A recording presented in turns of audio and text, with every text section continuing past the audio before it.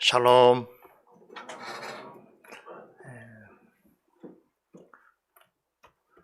오랜만에 주일 아침에 비가 많이 내리고 있습니다. 차분한 마음으로 오늘도 하나님 앞에 예배드리기 전에 우리 시편 말씀 함께 살펴보겠습니다.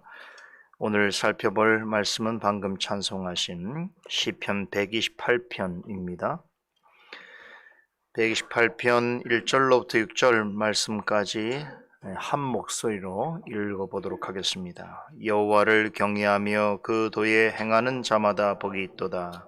내가 내 손이 수고한 대로 먹을 것이라. 내가 복되고 형통하리로다. 내 집 내실에 있는 내 아내는 결실한 포도나무 같으며 내 상에 뚫린 자녀는 어린 감람나무 같으리로다. 여호와를 경외하는 자는 이같이 복을 얻으리로다. 여호와께서 시온에서 내게 복을 주실지어다. 너는 평생에 예루살렘의 복을 보며 내 자식의 자식을 볼지어다. 이스라엘에게 평강이 있을지로다. 아멘. 오늘 읽은 시편 128편은 15편 중에 9번째로 소개되고 있는 성전에 올라가는 노래입니다.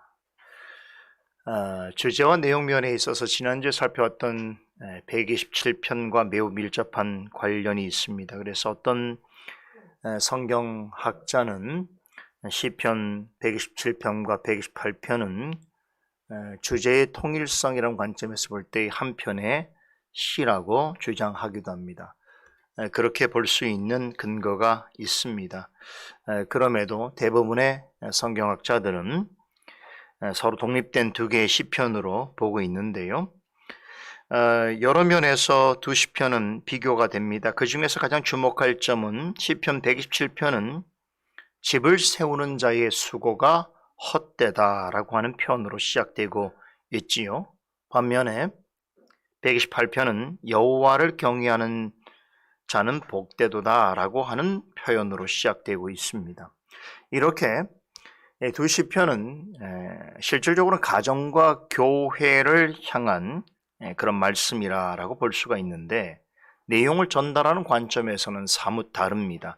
시편 127편은 사람이 무엇을 하더라도 하나님께서 돕지 아니하신다면 결국에는 헛되다라고 하는 부정적인 의미를 강조하는 반면에 시편 128편은 사람이 무엇을 함으로써 하나님 앞에서 복되다라고 하는 매우 긍정적인 의미를 드러내고 있습니다.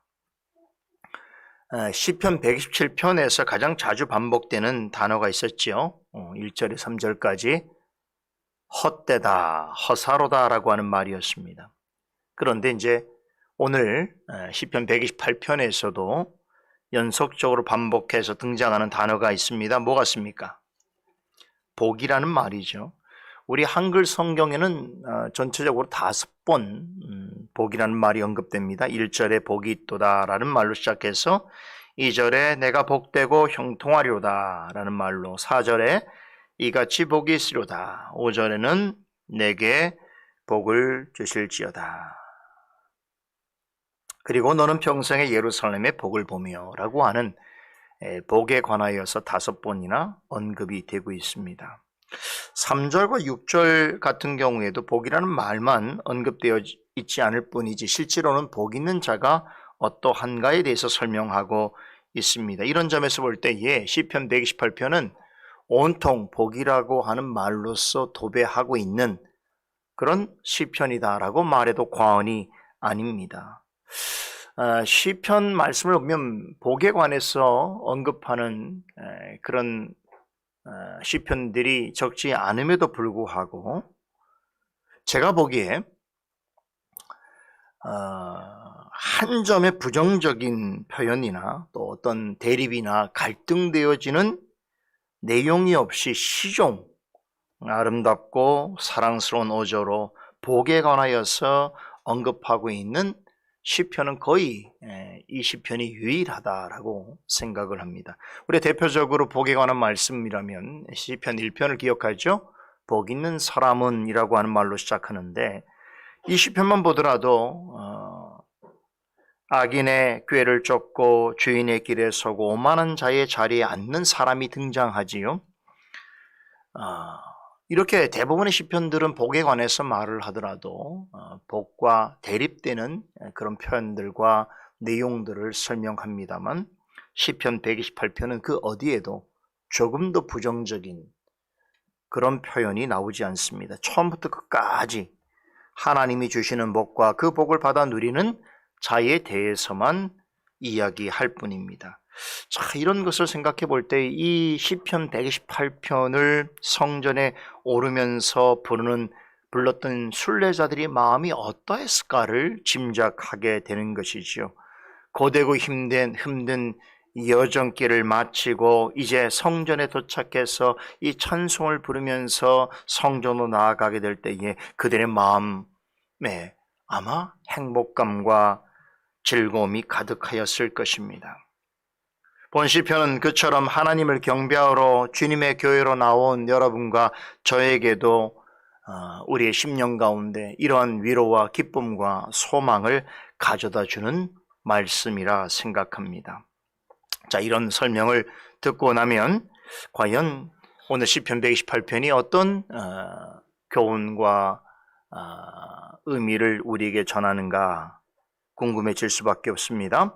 잠시 이 시간 시편 해설을 통해서 상고해 보도록 하겠습니다.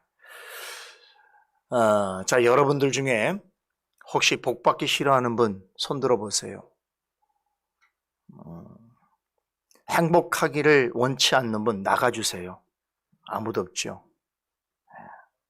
사람마다 생각이 다르고 가치관도 다르고 행동도 다르지만 공통적으로 누구나 복받기를 원한다는 것은 같은 마음입니다.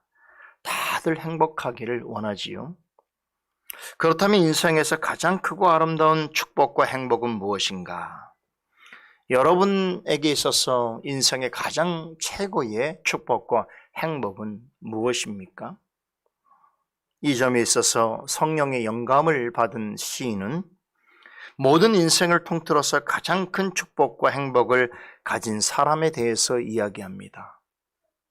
그는 여호와를 경외하며 그 도를 행하는 자라라고 표현하고 있습니다.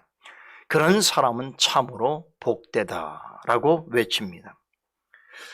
구약 성경에 보면 복에 관한 몇 가지 표현들이 등장을 합니다. 그런데 오늘 본 시편에 보면 5번이나 반복해서 언급되어지고 있는 복은 한결같이 에쉐르라고 하는 복입니다. 에쉐르, 제가 여러 번 말씀을 드렸죠. 에쉐르라고 하는 복은 복들 중에서도 가장 근원적이고 본질적인 복을 가리킬 때 사용되어지는 단어지요. 우리 시편 1편에서 복 있는 자는 이라고 소개할 때 그 복이 바로 에쉐르의 복입니다. 헬라어로는 마타리오스라고 하는 말로 번역이 되어지는데 마태복음 5장에 나오는 여러분 잘 아시는 심령이 가난한 자는 복이 있나니 라고 할 때에 예수님께서 언급하신 팔복 설교에서의 이 복, 이것이 바로 에쉐르의 복을 번역한 것입니다. 같은 의미라는 것이죠. 즉 아쉐르, 마타리오스의 복이라고 하는 것은 하나님을 의식하면서 살아가는 성도의 영혼에 주시는 가장 큰 만족과 기쁨과 행복, 그 복을 가리키는 것입니다. 시인은 이것을 여호와를 경외하며 그 도를 행하는 것이라고 표현합니다. 세상에는 복이라고 부를 수 있는 것들이 많지요. 사람들은 그런 복들을 추구합니다. 그런데 우리는 시편 127편을 통해서 사람이 아무리 무엇을 얻으려고 애써 노력한다고 하더라도 하나님께서 간섭하지 아니하시고 도와주지 아니하신다면 결국에는 헛되고 헛될 수밖에 없다는 것을 배웠습니다. 즉 하나님과의 관계가 올바르지 못하다고 한다면 진짜로 복되고 형통한 삶을 살 수 없다는 것입니다. 성경은 우리 인생을 목적지를 향해서 나아가는 순례자로 묘사합니다. 특히 지금 우리가 살펴보고 있는 성전에 오르는 노래 시편들은 이 세상에서 영적 순례자로서 살아가는 우리에게 삶의 진정한 목표와 참된 행복이 어디에 있는가를 묻고 답해 줍니다. 놀랍게도 성경은 세상 어디에서도 얻을 수 없는 가르침을 전하고 있습니다. 그 중에서도 본 시편은 시인의 입술을 통해서 진리의 영이신 성령께서 모든 세대를 통틀어서 하나님의 자녀들에게 동일하게 가르쳐주시는 인생의 중요한 교훈이 있습니다. 그것은 바로 세상에 가장 복된 사람은 누구인가? 바로 여호와를 경외하고 그분의 길에 행하는 자라라고 하는 것입니다. 여기서 경외하다라고 하는 말은 사전적인 의미로는 공경하고 두려워하다입니다. 혹자는 이 말 뜻을 들어서 하나님을 두려워하는 것이 어떻게 축복일 수 있겠는가라고 물을 수 있습니다. 행복하려면 사람의 마음이 더 편안해져야 하는 것이 아닌가라고 반문할 수도 있습니다. 그러나 하나님을 경외한다라고 하는 말은 하나님에 대한 막연한 두려움을 갖거나 공포심을 갖게 되는 표현이 아닙니다. 하나님을 경외한다는 것은 다른 말로 하나님의 말씀에 따라서 그분의 뜻을 행하는 것입니다. 좀 더 다르게 말하면 하나님의 말씀을 잘 듣고 그 뜻을 순종하여 살아가는 것, 그것이 곧 하나님을 경외하는 것입니다. 이렇게 하나님의 말씀을 청종하여 말씀을 잘 듣고 그 말씀대로 행하는 사람은 하나님께 특별히 무엇을 구하지 않더라도 하나님께서 복을 주십니다. 시편 1편 기자는 이런 사람을 가리켜서 복 있는 사람이여라고 외치면서 이렇게 표현했지요. 오직 여호와의 율법을 즐거워하며 그 율법을 주야로 묵상하는 자로다라고 정의합니다. 이 말씀에 따르면 오직 말씀에 따라서 하나님을 경외하는 사람은 예외 없이 아쉐르의 축복을 받아 누리게 되어 있다라는 것이지요. 여러분 구약성경 신명기 28장의 첫 부분에 여러분이 잘 아시는 축복의 그 말씀들이 쏟아지지요. 성읍에서도 복을 받고 들에서도 복을 받을 것이며 내 몸의 소생과 내 토지의 소산과 내 짐승의 새끼와 우양의 새끼가 복을 받을 것이며 내 강주리와 떡반죽 그릇이 복을 받을 것이며 내가 들어와도 복을 받고 나가도 복을 받을 것이다. 이 말씀들은 식당 같은 데 가면 많이 붙여져 있더라고요. 꼭 뒷구절 내가 들어와도 복을 받고 나가도 복을 받았다. 식당이든 어디 집이든 가보면 이 말씀이 많이 붙여져 있어서 사람들이 얼마나 그 참 복에 대해서 강렬한 욕구를 가지고 있는가라는 것을 보면서는 그런 말씀 볼 때마다 좀 피시 웃죠. 웃음이 나요. 저도 모르게. 이 말씀을 여기서 이렇게 쓰고 있구나. 잘 믿으려고 애를 쓰고 있구나 이런 생각도 하지요. 그런데요, 이 말씀들을 보게 되면 많은 사람들이 축복의 리스트라고 생각해서 그 축복 받을 것만 관심을 가진 나머지 한 가지 중요한 교훈을 놓칩니다. 이 말씀 앞에 모세는 이 축복들을 가능하게 하는 매우 중요한 전제를 제시하죠. 그게 뭡니까? 내가 내 하나님 여호와의 말씀을 삼가 듣고 내가 오늘날 내게 명하는 그 명령을 지켜 행하면 이렇게 말씀합니다. 하나님을 경외하는 자마다 축복을 받습니다. 그런데 하나님을 경외하려면 말씀을 듣고 순종해야 하는 것이죠. 그런 사람은 다른 종교를 믿는 사람들이 자기가 믿는 신에게 복을 달라고 떼를 쓰는 것 같이 하지 않더라도 하나님을 말씀에 따라 바르게 경외하는 자에게는 말씀에 약속하신 복을 베풀어 주십니다. 본 시편의 2절에서 6절은 여호와를 경외하는 자에게 주어지는 복이 그의 삶에 실제로 어떻게 임하는가? 다시 말해서 하나님을 경외하는 자는 삶 속에서 구체적으로 어떤 아쉐르의 축복을 누리며 살아가게 되는지를 설명해 주고 있습니다. 간략하게 핵심적으로 내용을 살펴보면 첫째는 하나님을 경외하는 자들이 하는 일에 축복을 주십니다. 2절에 보면 하나님을 경외하는 자는 자기 손이 수고한 대로 먹을 것이라고 하시지요. 그러면서 그것이 참으로 복되고 형통한 이라고 합니다. 그런데 하나님을 알지 못하는 사람들은 이 말씀과 전혀 반대되는 생각을 갖고 삽니다. 할 수만 있다면 일을 하지 않고 더 많은 것을 얻으려 하고 땀을 흘리지도 수고하지도 않으면서 더 좋은 것을 누리려고 합니다. 그래서 투기와 같은 불로소득에 관심이 많습니다.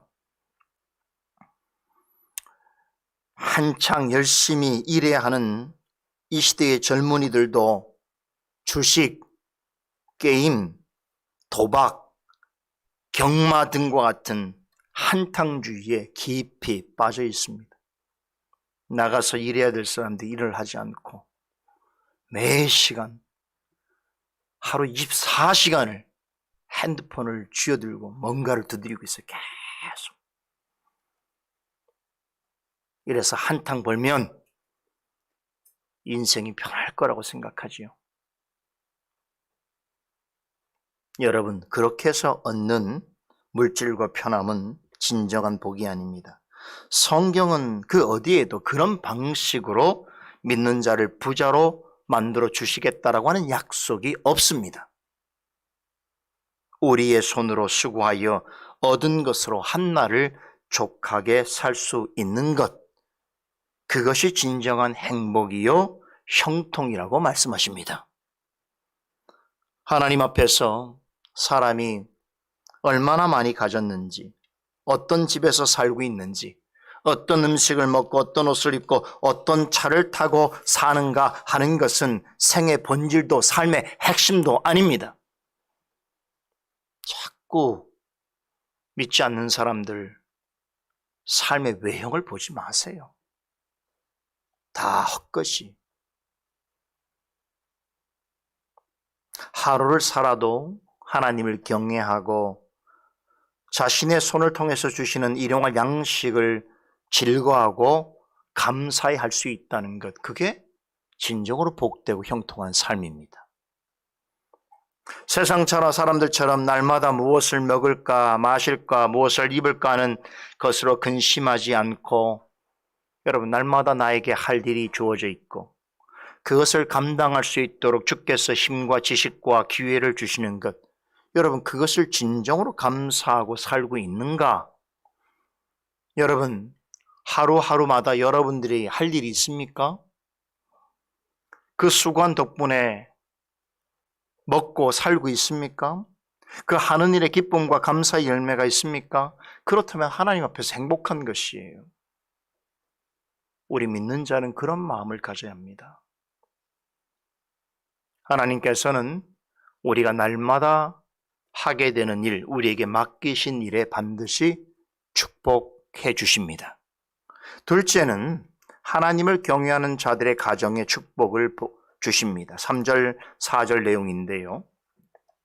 예나 지금이나 가정은 너무나 소중하지요. 물론 오늘날 우리의 가정은 매우 위태로운 상황 가운데 있습니다. 제가 늘 가정에 관한 이야기들 들으면서 이렇게 가다간 이런 생각을 마음속에 많이 하지요. 이렇게 가다간 우리 사회가, 이 나라가, 이 세계가 어떻게 될 것인가. 대단히 위태로워질 것이다 라고 하는 생각을 갖게 되지요. 우리가 전통적으로 하나님께서 사람의 양심 속에 심겨두신 가정에 대한 의식, 그 내면적이고 본유적인 그 가정에 대한 의식마저 지금 뿌리채 흔들리고 있는 그런 상황인 것입니다. 그래서 앞으로 어쩌면 소위 말하는 하나님의 뜻대로 살아가는 정상적인 가정을 보기가 되게 어려울 것이고, 그런 가정이 오히려 이 사회 속에서는 이상한 가정 취급받을 수도 있겠다라고 하는 생각을 갖게 되는 그런 위기 중의 위기입니다. 그럼에도 불구하고 가정은 사회를 구성하는 가장 기본적인 단일뿐만 아니라 주님의 몸된 교회를 이루는 가장 중요한 세포와 같습니다. 여러분, 이 가장 기본적인 단위와 세포가 망가지게 되면 어떻게 되겠어요? 사회도 무너지게 되는 것이고 교회도 위태로워지는 것이겠지요. 여러분, 가정이 행복해야 사회와 교회가 행복하게 되는 것이에요. 반대로 가정이 불행해지면 나머지 모든 것이 다 좋지 못합니다. 그렇지 않습니까? 여러분들이 가정이 화평하지 않고 가정에 행복하지 않는데 밖에 나가서 무슨 일을 한다고, 여러분 어떤 대접과 어떤 기회를 만난다고 여러분들이 행복함을 느끼겠습니까? 그죠? 그런데 많은 사람들이 가정이 행복하지 못한 것을 이유 삼아서 이제는 밖으로 뛰쳐나가지요. 그래서 가정에서 이루지 못한 그 무엇을 밖에서 다른 사람들을 통해서 얻으려고 애를 씁니다. 여기에 불행이 씨앗이 있는 것이. 그죠? 그럼 행복한 가정을 이룰 수 있는 가장 큰 비결은 무엇인가? 오늘 시편 기자는 역시 그 일 또한 하나님을 경외하고 그분의 도를 따르는 것이라고 말합니다. 시인은 그런 사람의 가정이 누리는 행복을 두 그루의 나무로 비유하지요. 아내는 결실한 포도나무 같고 자식들은 어린 감람나무 같다고 말합니다. 여러분, 이것은 우리에게는 굉장히 익숙한 표현이 아니지만 유대인들에게서는 너무나 절박하고도 실제적인 그러한 비유인 것이에요. 왜 그런가 하면 이 두 나무는요, 팔레스타인 지역에서 자생하는 대표적인 유실수예요. 그런데 여러분, 그 팔레스타인 땅이 어떻습니까? 매우 척박한 곳 아닙니까? 그런데 그런 곳에서 정말 잘 자라는 이 나무, 열매 중에 하나가 바로 포도나무와 그리고 감람나무입니다. 그래서 이스라엘 백성들에게 있어서는요, 이 두 나무는 어떤 느낌을 갖게 하는 거냐면 그 두 나무를 생각하게 되면 우리에게 맛과 영양과 또 수분과 건강과 삶의 기쁨과 즐거움과 추수를 생각하게 되는, 없어서는 안 될 매우 귀중한 나무들인 것이지요. 우선 척박한 땅에서 포도나무 열매가 주렁주렁 매달린 모습은 여러분 무엇을 생각하게 합니까? 아주 강인한 생명력과 다산의 축복을 상징하는 것이죠. 포도나무는 포도 열매가 하나가 아니죠. 많은 것이 주렁주렁 열리지 않습니까? 자고로 결실한 포도나무로 표현되는 아내는 풍성한 복의 통로로 이해되었습니다. 아내가 집안의 구석구석을 살피고 돌아보고 건강하게 자식을 출산하고 자녀들을 잘 양육하면서 무엇보다도 하나님을 경외하며 살아가는 그런 아내는 하나님께서 그 가정에 주시는 가장 큰 복입니다. 복 중의 복이에요. 여러분, 그 척박한 땅에서 그렇게 생명력 있게 자라는 포도를 생각해 볼 때 저는 이 여성은 근본적으로 남성보다 훨씬 더 강인한 생명력을 가지고 있는 존재다, 그렇게 생각을 합니다. 우리 어머니들 생각해 보세요. 지금 나의 아내들을 생각해 보세요. 여러분, 보통 남성이라면 할 수 없는 일들을 정말로 생명력 있게 인내를 갖고 감당해 가지 않습니까? 마치 정말로 메마른 땅 위에 그렇게 생명력 있게 자라는 포도나무처럼 그런 역할을 하게 되는 것이죠. 그 메마른 마음을 가졌던 가정의 구성원들, 특별히 남편과 아들들, 이런 존재들이 엄마를 보고 아내를 보면 어떤 생각이 드는 거예요? 마음이 편안해지는 거죠. 거기에다가 그 아내가 하나님을 경외한다고 생각해 보세요. 그런 아내를 가리켜서 여러분 잠언서 기자가 뭐라고 말합니까? 진주보다 귀한 현숙한 여인이다, 이렇게 말하는 거예요. 우리 교회 자녀들도 앞으로 자라서 가정을 이룰 텐데 이런 아내를 만나야 돼. 진주보다도 귀한 현숙한 아내를 만나야 되는 거죠. 그게 복 중의 복이. 다음으로 시인은 상에 둘린 자녀들을 어린 감람나무에 비유합니다. 이 모습은 하나님께서 복 주시는 가정에 자녀들이 동그랗게 둘러앉아서 함께 사랑을 나누는 모습을 떠올리게 하죠. 여러분은 얼마나 아름다운 광경입니까? 요즘 다 나홀로 시대 아닙니까? 그죠? 이제는 우리가 모든 문화가 달라졌어요. 예전은 밥상 공동체라고 가정을 얘기했는데 이제는 그렇지가 않아요. 밥상에 함께 자녀들이 부모하고 모일 시간도 없다고 말하고 또 그런 것이 익숙하지 않은 시대가 돼버렸어요. 왜 가족이라고 말하는지 모르겠어요. 그죠? 식구라고 하는 것은 음식을 같이 먹는다는 뜻이에요. 함께 모여서. 그게 식구란 말이에요. 근데 지금 이제는 음식을 같이 먹을 그런 상황이 점점점 어려워지고 있죠. 여러분, 그런데 생각해 보세요. 이렇게 부모와 함께 자녀들이 한 쌍에 둘러앉아서 여러분 밥도 같이 먹을 뿐만 아니라 주일날 함께 교회를 가서 은혜 받은 말씀을 함께 나누고 또 함께 믿음의 격려와 기도를 나누고 하는 모습을 생각해 보세요. 이게 진짜로 이게 행복한 일이죠. 얼마나 아름다운 일입니까? 지금의 어린 자녀들이 참 여리고 연약하지만 언젠가 이들도 자녀에서 부모가 될 거 아닙니까? 그러면 이들도 자신의 자녀들과 함께 이런 모습으로 하나님을 경외할 수 있다고 한다면 여러분 그것이야말로 큰 축복인 것이죠. 그렇죠. 혹시라도 육신의 자녀가 없거나 자녀가 많지 않더라도 근심하지 마시기 바랍니다. 본문 4절에 전하는 대로 하나님을 경외하는 가정은 부부만으로 이루어진 가정이라도 반드시 복을 베푸실 뿐만 아니라 육신의 자녀가 아니라고 하더라도 우리에게는 영적인 자녀들이 충분히 있을 수 있지 않습니까? 교회 자녀들도 그렇고 또 내가 기도 가운데 품고 있는 자녀들도 여러분 얼마든지 하나님께서 허락해 주실 수 있습니다. 그렇게 하여서 교회에 주시는 복을 누릴 수 있게 하시는 것입니다. 그죠? 이런 소망을 가지셔야 돼요. 그런 소망. 내 가정이 그렇게 되길 바라고 내가 그렇지 못하다고 한다면 내 자녀 때에 가서는 그런 가정을 이룰 수 있기를 하나님 앞에 기도하고 준비하셔야 돼요. 앞으로는 이런 가정이 매우 희귀한 가정이 될 것입니다. 그 희귀하다는 건 다른 말로 존귀한 가정이 될 것입니다. 셋째로 하나님을 경외하는 자들의 교회는 복을 얻게 될 것입니다. 5절에 여호와께서 시온에게 내게 복을 주실지어다 너는 평생에 예루살렘의 복을 보며라고 하는 말씀이 나오지요. 하나님을 경외하는 자들이 모여있는 교회에 주실 복에 대해서 말씀하십니다. 여기서 시온과 예루살렘은 구약시대에는 하나님의 성전을 말하지만 신약시대 이후로는 주님의 몸된 교회를 가리키는 것이지요. 그런데 시인은 여호와께서 시온에서 복을 주실 것이며 너희는 예루살렘의 복을 바라보라 라고 전합니다. 무슨 뜻일까요? 여러분 잘 들으십시오.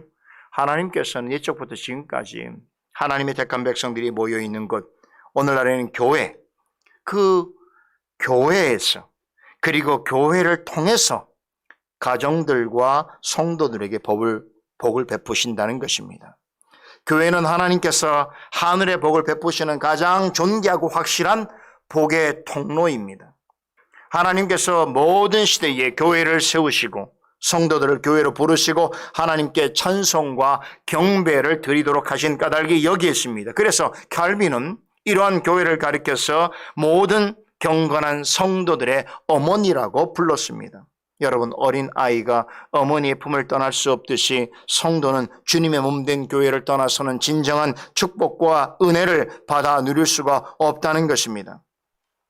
하나님을 경외하는 사람은 교회를 사랑할 수밖에 없습니다.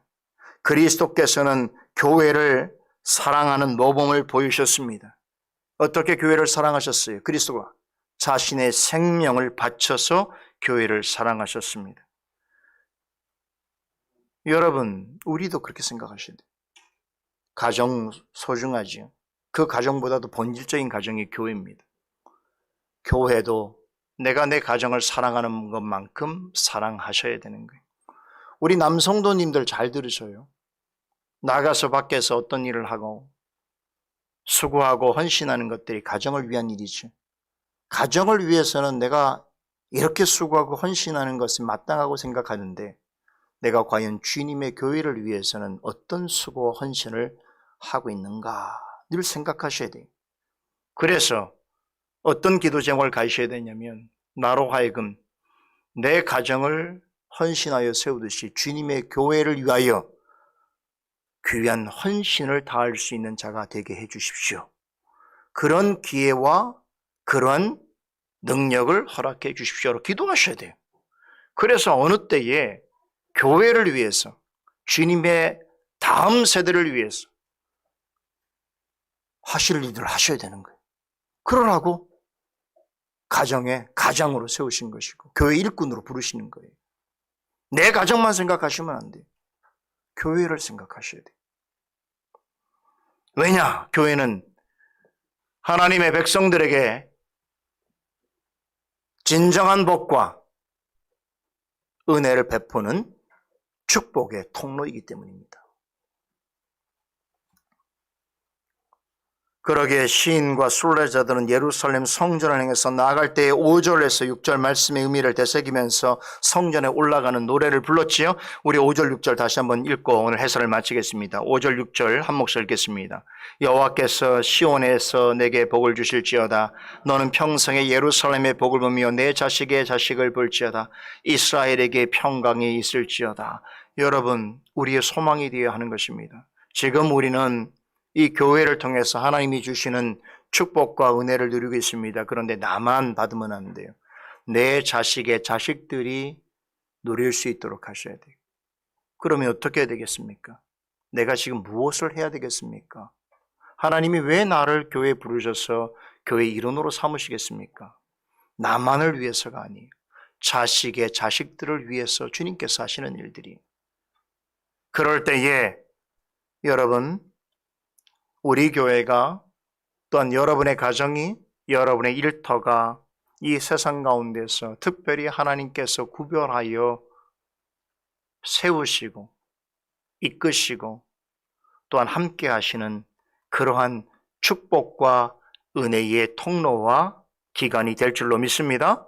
이런 축복과 은혜가 여러분 가정과 우리가 함께 하는 솔리디오 글로리아 교회 가운데 지금부터 영원토록 함께 있기를 소원합니다.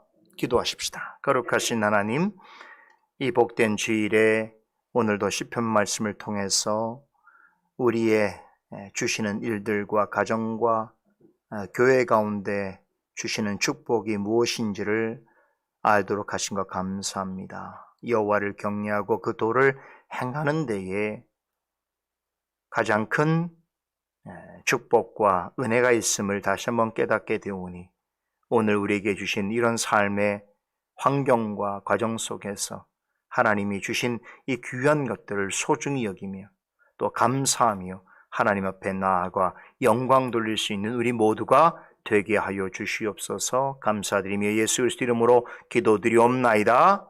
아멘.